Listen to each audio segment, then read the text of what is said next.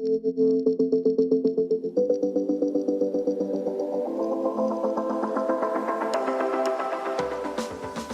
to the Tech Ed Podcast, where we visit with leaders who are shaping, innovating, and disrupting technical education. People who are not afraid to think differently, not afraid to try something new, all with the goal of securing the American dream for the next generation of STEM and workforce talent.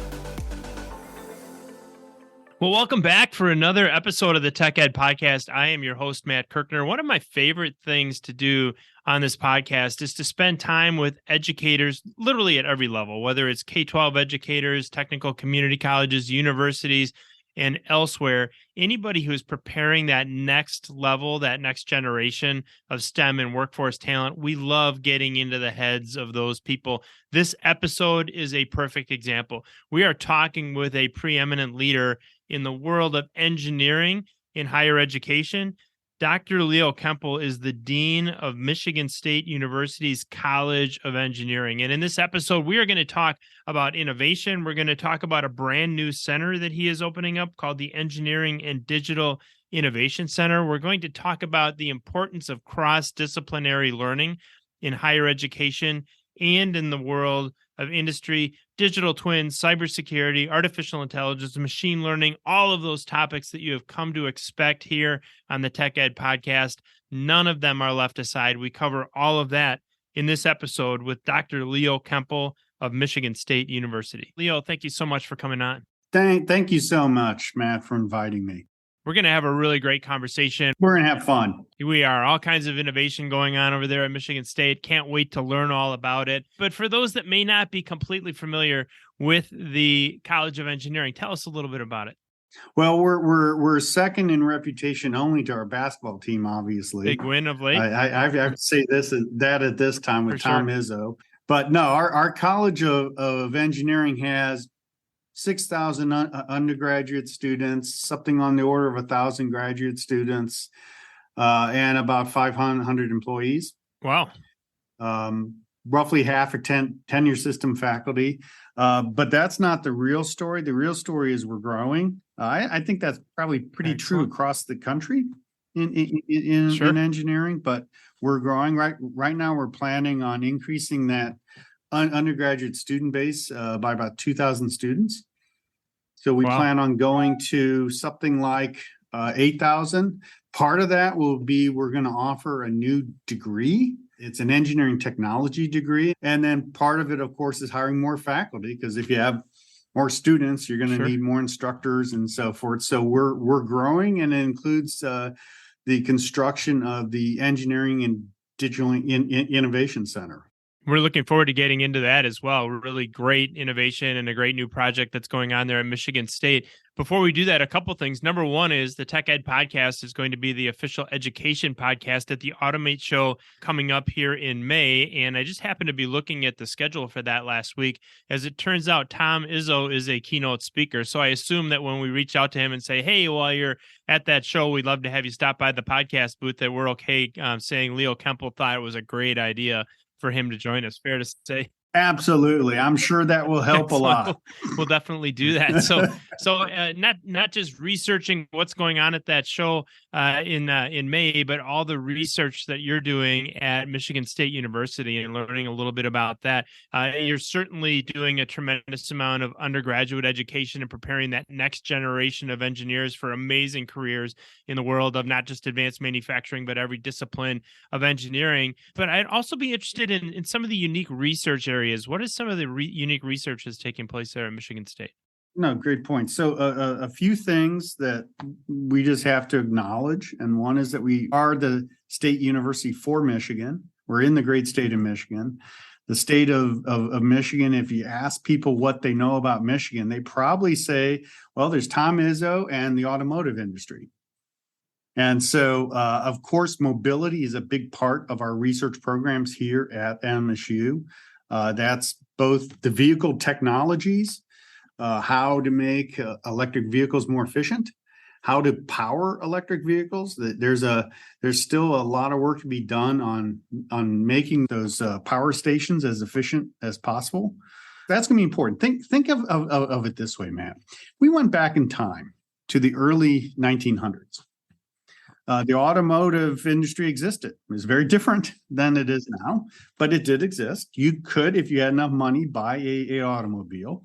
And if you were going to make a trip, even from Detroit to Chicago, let's say, you would probably not only packing your family up, you would pack a few gallons of gasoline and some spare tires, because you could not reliably know that you could get fuel on that trip or the tire changes you're going to need, because at the time tires didn't quite last as long. And so fast forward to 1950, you wouldn't think twice about driving from Michigan to LA, right? And so, there was a lot of infrastructure change in this nation that made that possible. The same thing's true for EV. There's a lot of infrastructure change. And so there's a lot of work that we're doing on efficient ways to charge electric vehicles, efficient ways to store energy on electric vehicles, storage technologies that are more recyclable, because of course we think of that cyclic economy. And so, we basically are looking at all aspects of mobility, from the vehicle to infrastructure to, of course, the software that drives a lot of what we do now. It's amazing watching the innovation that's taking place in that space. And, some of the people who are maybe not as excited about EV, they're like, they tend to call out some of the challenges, right? The lack of infrastructure, the lack of perhaps the distance constraints related to an electric vehicle. I always invoke Moore's Law and say, you think about how quickly we can innovate. Products doubling in price performance every 12 to 18 months. And it sounds like a lot of the innovation that you're doing is driving exactly that. I was at Harley Davidson just recently and happened to be there by total coincidence on the first day that they were producing their first electric motor for their new electric motorcycle at their powertrain operation facility outside of Milwaukee. Just fascinating as we talk about the innovation that's taking place. And so much of that innovation doesn't happen without the great research that takes place at places like Michigan State. And certainly you're in so many ways a catalyst and fuel for that great innovation that's happening in the world of electric vehicles. So we'll look forward to keeping our eye on that. The other thing we keep our eye on very closely here at the Tech Ed Podcast is what we call Industry 4.0, or I even call it Industry Infinity 0.0. We're just going to be in this continuous position of evolution and revolution in manufacturing technology. But I'm interested in your perspectives, Leo, when we talk about Industry 4.0, from the perspective of an engineer. How is the digitization of manufacturing going to change how an engineer, as an example, would approach their work when they get into the workforce? So the great thing with the use of digital technologies, and really the infusion of digital technology throughout the value chain, is that it allows an engineer to be more creative. In the past, there were, kind of benchmark stops. Sure. Right. And you had to stop and it didn't change. Right. Now you've got the ability, even down to a particular tail number, to really have a true representation of not just the as planned, but the as built. Right. And so then in the future, when you're looking at how to put upgrades onto a vehicle, for example, or an airplane or train, whatever you're working on, you have the ability to go back to the as-built and then see how it's all going to fit together before you actually build it. You can do that with a digital representation and virtual reality, right? And all the different fusion of technologies that are part of Industry Infinity, as you say, all of the way down to you push a button. In effect, you're outsourcing the manufacturing to a company that specializes in that. They produce the product, send it back, you inspect it, and you really have the ability to have a very tight design cycle. And what you're going to find is that mass customization becomes more possible. The ability to make exactly the right product with the right amount of materials at the right time, at a cost point that is something that the market will bear, is really going to be a game changer. Yeah, I think you refer to really two things that we think about, at least I think about quite a bit. The first one is when we get into digitization and, we use the term digital twin and people are like, well, what does that mean? Well, it can mean a lot of different things. But, to me, you think about how quickly we can now innovate in manufacturing if I can innovate on the digital as part of the digital thread, as opposed to going out to the shop floor. So our listeners have heard me say before, in my days of manufacturing, if I wanted to improve process, I would have to go out, I would have to stop a line. I would have to make a change. I would have to start the line up, and you pray to God that it works. And I said that the scariest day in Tested a few the times, scariest right? day in the life of a Yeah. manufacturing engineer is the day that you change the process, because if it works and you Yep. improve throughput, you improve yield, you are the superstar of the day. And if it doesn't work, you're the one that shut down maybe General Motors or Ford or Chrysler or whoever was on the other end of that supply chain. Really scary. Well, now what happens when we can start to innovate in the digital twin Right. and trial and error in the digital Exactly. twin, and that's just it's gonna expedite the rate at which we innovate in Correct. manufacturing, which Correct. I think ties to your second point, which is this whole idea of mass customization. So, it's not every color in the world or any color you Yep. want as long as it's black. It's any color you want. And I can Yep. have the first one be red and the next one be blue and the third one be yellow. And what that will drive, I believe, is kind of manufacturing and production closer to the point of consumption. Correct. And which, by the way, is really, really good for American manufacturing, really good Yep. for Michigan That's right. manufacturing, really good for the Brings it people of to Michigan. where we are. Exactly. Right? It is exactly where we are. So the other thing that where you are, and what I think is going to be really great for Michigan State, is this huge investment that you're making in the future Industry 4.0 workforce. You proposed a new engineering and digital innovation center, which we've already referenced here, going to be really, really exciting. And I want to get a little deeper into that. So, from 30,000 feet, really broadly, give our listeners a little bit of a sense of what the vision for this center is. Yeah. So there are kind of twin pillars for this center.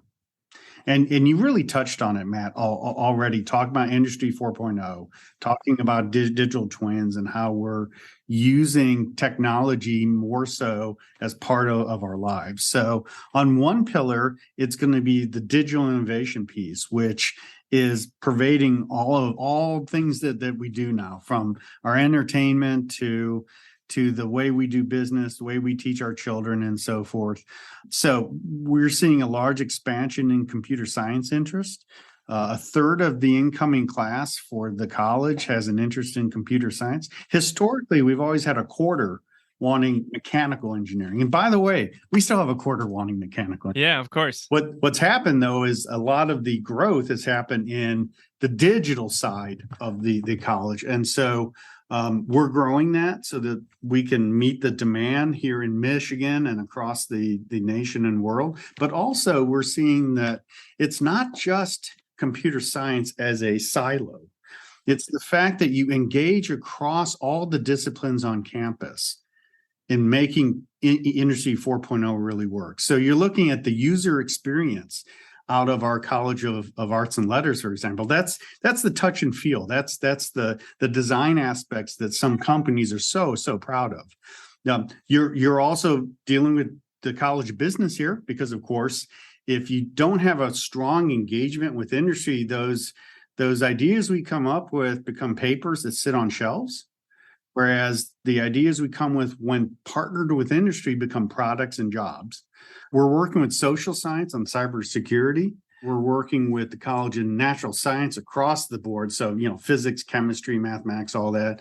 So my point is that aspect of what we're doing is really a fusion of computer science and the digital enterprise that we build in engineering with all other aspects of our society. And so that when students leave MSU, whether their degree is in computer science from the College of Engineering, or whether it's in supply chain management from the Broad College of Business, or whether it's in user experience from the College of Arts and Letters, they have that ability to work with others and work across those digital boundaries that become digital pathways. So that's one aspect. The other one is the manufacturing part, right? We are a big manufacturing state. It's still the number one component for the GDP for Michigan. It's changing a lot over time. The automotive industry is still very, very important, but the technologies are somewhat different, right? So we're going to be working on energy storage technology in there, 3D printing, that additive manufacturing aspect. But a big part of this is going to be semiconductors. A lot of us knew how important semiconductors were before the pandemic. We all know how important semiconductors are now.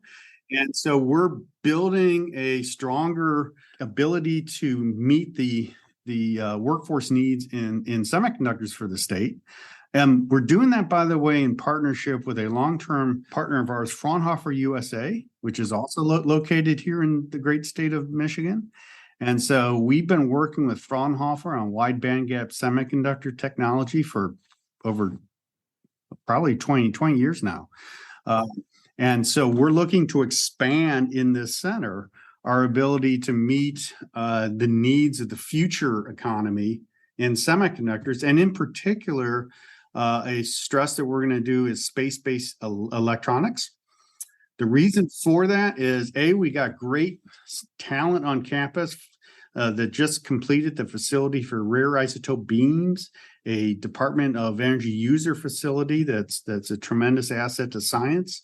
But also, we acknowledge that a lot more utilization of space is going on with the proliferation of low Earth orbit satellites, for example. You've looked at SpaceX. Sure, Starlink, you bet. All of them. Yep. And so, the simple fact is you put technology in space, you got to make sure it's going to work up there. And we've got the ability here at MSU to fuse our engineering talent with the talent from the facility for rare isotope beams to build the capacity to really meet that need. It's so interesting. You talked so much about all of these different interdisciplinary approaches. We talk on the Tech Ed podcast about like the convergence of IT and OT and manufacturing and so on. Yep. And that's almost becoming blasé. And here we are at a time where you've got really every program across the entire university that has an opportunity to collaborate. And I think that's a really important message for students, especially high school students, as they think about their futures. Mm-hmm. I sit on several advisory boards for engineering programs, and one of the things that a lot of the programs spend time talking about is why is everybody choosing mechanical and electrical, and then you study the students and they're saying, well, it's because their neighbor was a mechanical engineer, their dad was an electrical engineer, and those are the two disciplines that their parents knew about. And now we've got all of these all of these different endeavors. I can pretty safely say that's the first time the words rare isotope beam have been used on the Tech Ed podcast. I don't even know what that is, but it sounds really, really fascinating. So lots of really great things going on, lots of differentiators from additive to your industrial partnerships to the low Earth orbit research and work that you'll be doing, all incredibly fascinating. Probably each of them could be a podcast episode in and of its own. You mentioned Fraunhofer USA as a key industrial partner. It'd be interesting, Leo, to understand maybe a little bit about how you're engaging industry, reaching out to industry. Are there other industrial partners that have established an interest in partnering with you on this endeavor? Absolutely. So again, remembering that we're in Michigan, right? As we're designing new facilities and research programs like the Engineering and Digital Innovation Center, and as we're designing new degrees like engineering technology, we absolutely sit down with companies and ask them what they're looking for. Sure. What is it that you project as a need? Not tomorrow, but in 5-10 years. Right. So that we in academia can build the programs and structures to supply that need. So really you have the talent at the time and with the background necessary to move forward. I think that you made a huge point, and that's that our careers are not a single line anymore. Right. There's no, here's my start, here's where I'm going to, and I know the nice straight line. It is going to turn. There are going to be changes. You're going to have to learn new things in 5 and 10 years that you didn't even dream about. Right. Today. And so making sure our students and that our alumni are very facile at learning new things and combining technologies and knowledge is part of our job as higher education professionals. One of the questions that I get quite often is, people asking me what discipline of engineering I studied when I was in school. And I tell them I didn't know accounting was a discipline of engineering, because that's where I started my career, and then ended up. I think I'd count it, actually. Right. And then getting absolutely fascinated by technology, primarily during my time in manufacturing. And that's where I've kind of lived the last 20 or so years of my life, is on the technology side. So really, really fascinating technologies, but certainly learning has changed a tremendous amount since I was in college, and since many others were, especially some of our listeners who are involved in industry and are already well into their careers. So I'd be interested in exploring for folks who may not be so familiar with how the whole learning space has changed in a college or university. I spend a lot of time around engineering programs, a lot of time around universities in general, and it really is a different environment than it was 30 years It ago. So is. tell us, as you're thinking about this new facility, how do you think about the learning environments, especially in this digital age? Yeah. So I think the first point to pound home is learning is collaborative, right? And so the old days of you had your book and you learned the stuff and you took a test. You might have a study group. If you're really socially Right? engaged engineer, had study groups, right? Yeah, Um, exactly. yeah, Really right, forward right. thinking. Now that learning, that team-based learning is infused throughout our program. Not just labs, of course, but in terms of how we teach, how we flip classrooms so that we can make more efficient use of students' time. We also are very deeply engaged with experiential based learning. And in particular, practically all of our students do 2 to 3 internships Yep. before they finish. So it's very, very common for co-ops and internships for our students. Wow. And so that they get that experience with companies and other engagements like that. It's really the way that we teach now. And so it's changed a lot. It's much more of a group activity than a single person activity. Much more group, much more collaborative. And I can't tell you how refreshing it is to hear the dean of a college of engineering, which, probably 10, 15 years ago would have been unheard of, to be using words like collaborative in some cases, experiential learning, obviously the huge opportunity of this work-based learning with several internships that your students are able to participate in. Go ahead. So Matt, just think of how we do design these days. Right. No longer is design one person's job to design a widget Right. and pass it off. Nowadays, you're designing as part of a team, and that team, you may have a partner in Asia. So they work on it, then they pass it Right. to a partner in Europe. They work on it, then they pass it to a partner in North America, and then it goes back. So design and manufacturing design and the kind of the intellectual capital that goes into converting an idea into a product is now a global concern, and it happens around the clock. And we have to teach our students that that's part of what the expectation is be part of a team, and that your teammate may not be in the office next to you. Your teammate may be around the world. It's a really important point, is that we don't want students to be shocked when they get into the workplace to realize that, oh my goodness, I sat in physics and calculus classes for, the last 4 years. And then you immerse them in this workplace that really is global and really is digital, and they're expected to collaborate. They're expected to communicate. The other word that you used earlier, which is just, wonderful to hear, is the flipped classroom word, which we never would have heard in higher education.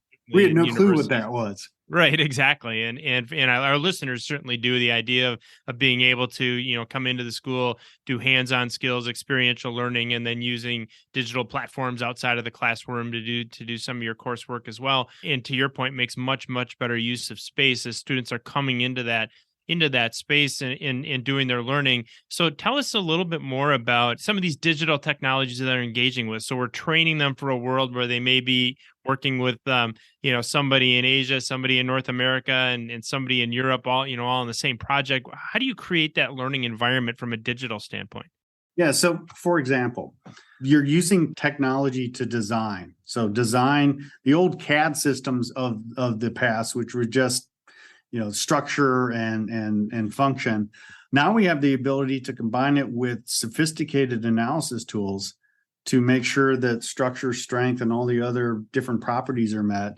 And we've got the ability to do a 3D rendition of it and, for example, rotate it within another structure. So let's say you build one product, a partner builds another product, and you have to merge them together, right? Now you can do that electronically. You can do that in a digital way, to where I can be in East Lansing, Michigan. You can be in Wisconsin, let's say. You can do it at the same time, not actually physically being present, and still meet the objectives. I've seen concrete examples of where that's been done for spacecraft, where the workers were not ever in the same room, but they were able to bring together these technologies and create a viable product to be sent into space.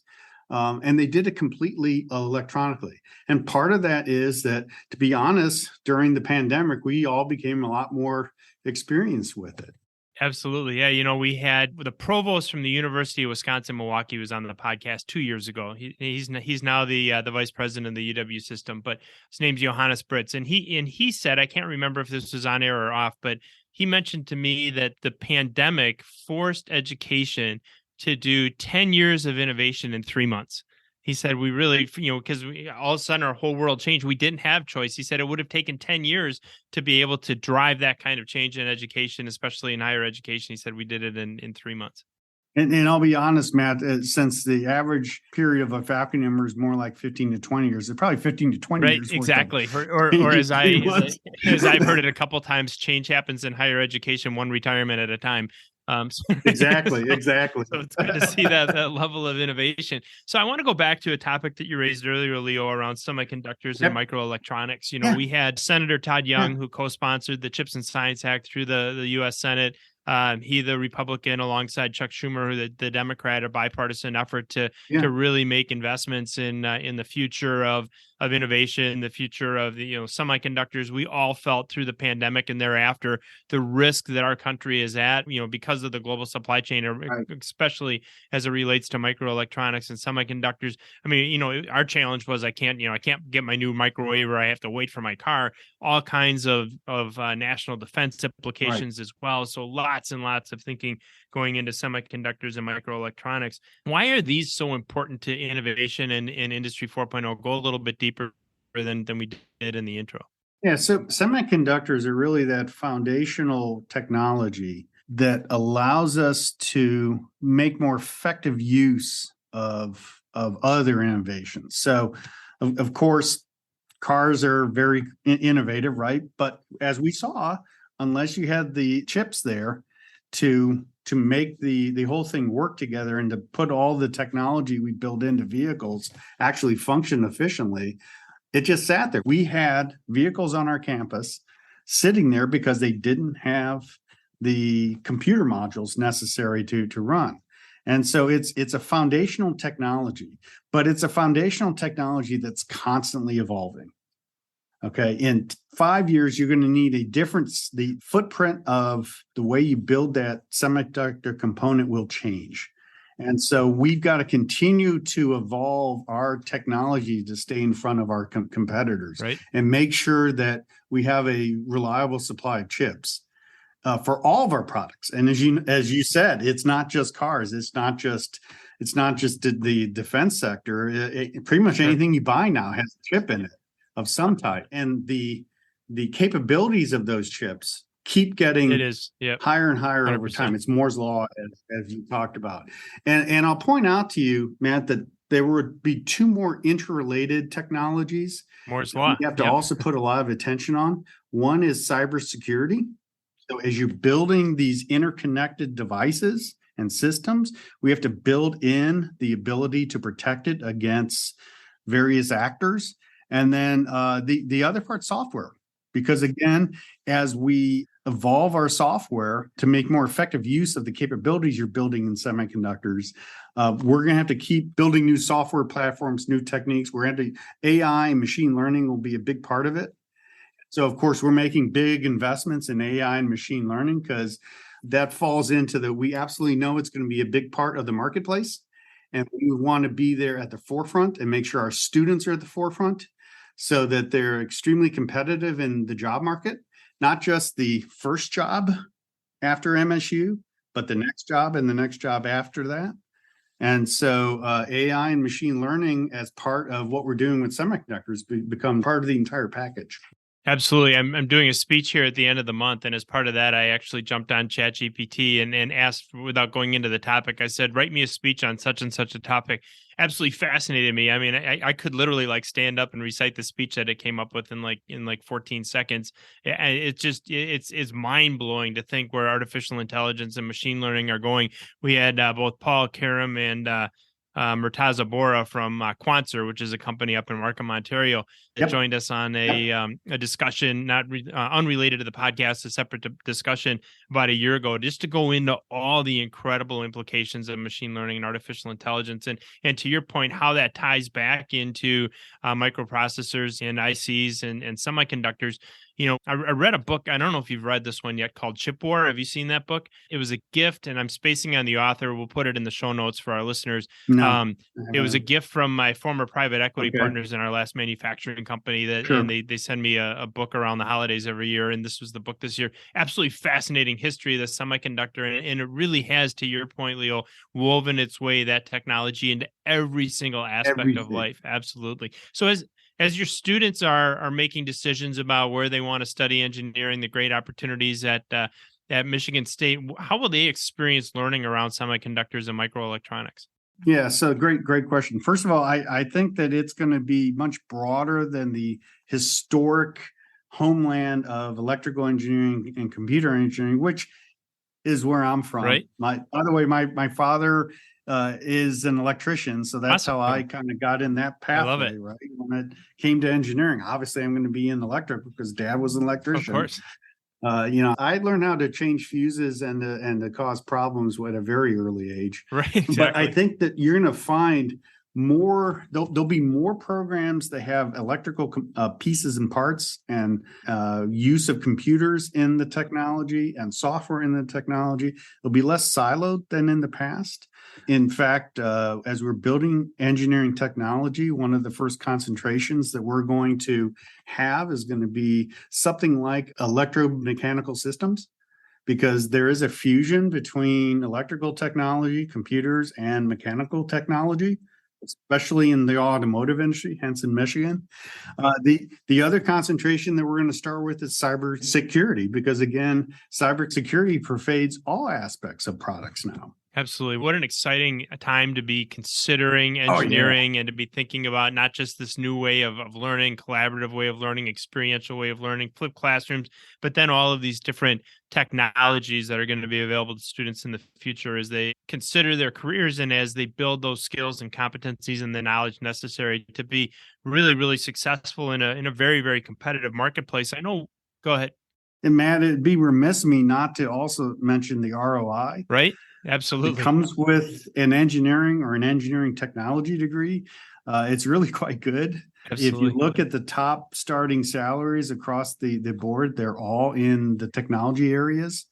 And so, college is expensive. Experiences you have cost money, they're expensive, but the ROI is really quite good. Last year at MSU, I think our median starting salary for students who reported their starting salary last year was over $70,000. Amazing. I mean, just with an undergraduate we're in degree. the Midwest. Yeah, exactly. Right? I'm not talking California here. Exactly. Goes a or lot further Seattle, here right? in Michigan and Wisconsin, right? Exactly. Yeah, I mean, that is fascinating. And it's a great message for our younger listeners when you're thinking about whatever endeavor you decide to study or whatever career path you choose.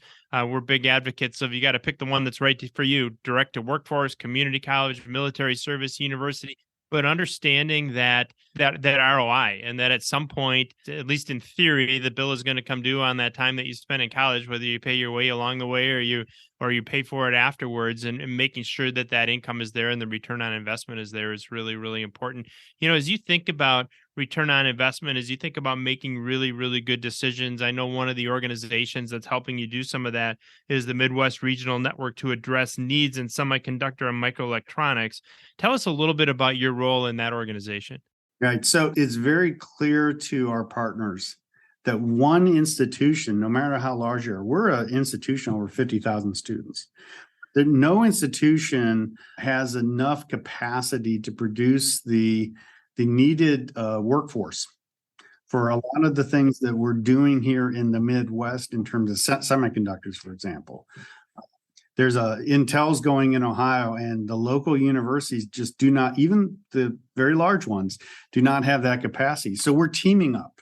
We're coming together because a win in one of the Midwestern states is a win for all of us. And so this is really a partnership between 4-year institutions and 2-year institutions to make sure that as semiconductor companies come to the Midwest and set up foundries and related activities, we are able to provide that talent when they need it and of the type that they need. And again, no single institution can do it, but we're all used to working together. We compete in the big dance. We compete on football Saturdays. We partner the rest of the year. Absolutely. One, it really is a rising tide lifts all ships, right? The more innovation, the better we can educate our students, the more options we can give them, the better workforce we create for the future. The more we can innovate, the more our economy grows, the better it is for all of us, including folks in higher education. And I might add, creating a lot of options and pathways through things like stackable credentials and credits and degrees that lead to additional credits and degrees. Where, your earlier point about having multiple careers over the course of a lifetime, we also have to be educated for those careers and making sure that we're creating a lot of different, really interesting journeys for individuals to follow as they continue to educate themselves in a time, again, Moore's Law, I think the third or fourth time we've invoked that, where technology is going to continue to change, not just in the past, but into. Well, okay, so some pieces of it are happening today. Okay. Right. There are searches out right now for new talent to bring our faculty to enough size to meet that demand. You can't hire the faculty after the students are here.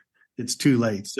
So that's the kind of leading edge. The center's being planned right now. There's a design firm pick. There's an engineering construction company. They're working together, and you got to start putting on the pieces and parts. That will probably take about 3 to 4 years, I would say, to actually be something you can move into. Sure. The engineering technology degree, I expect to be live by fall of 2024. And so if you think of it this way, Matt, the first students for that program are already on our campus, because we'll start really with the junior year.